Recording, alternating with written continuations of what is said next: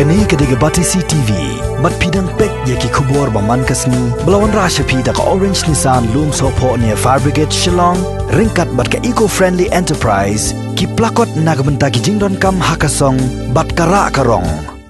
Lampang berim jong ke yang dorbar tauan kini kejela ubak Charles Pongro. Ubalong ru unong ilam jong ke seng kongres, ulapan pau, baka kan hon jong ke Meghalaya Democratic Alliance ke babat iulakam sensyar. Hakani kejela kan kamyo ika kabu. Hakani ke election banjet themai ki MP Syaraja Sabha. Keban selong haka kat khandai trek menta benajil lew arajar arpau. Namar bakadon ke jingbun pat ke basap wengot ki MLA kat baka seng kongres pat kadon kat khandai ngot ki MLA haka yang dorbar tauan ke bahan repongot kit khot ki dan baro.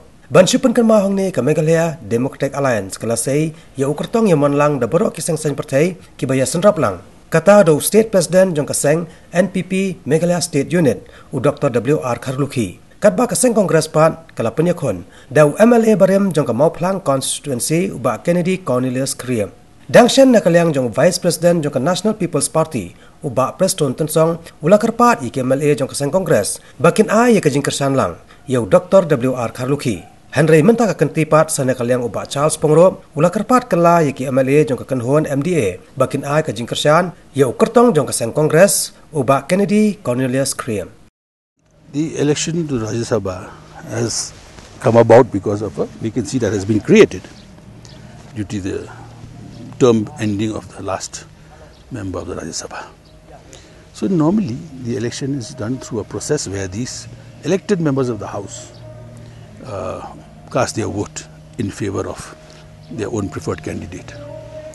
In this instance, I feel that the candidate proposed by the ruling party will have an upper hand because they have the numbers. It is not about reaching out, it is a question of, we have our own candidate and it is everybody's duty to vote for their own candidate. But if some MLAs or the honourable members wish to deviate from that, that will be their own personal... Well, we can also perhaps adopt the same measure and ask them to vote for Kennedy, Kennedy, Kriam. That's all fair, no harm.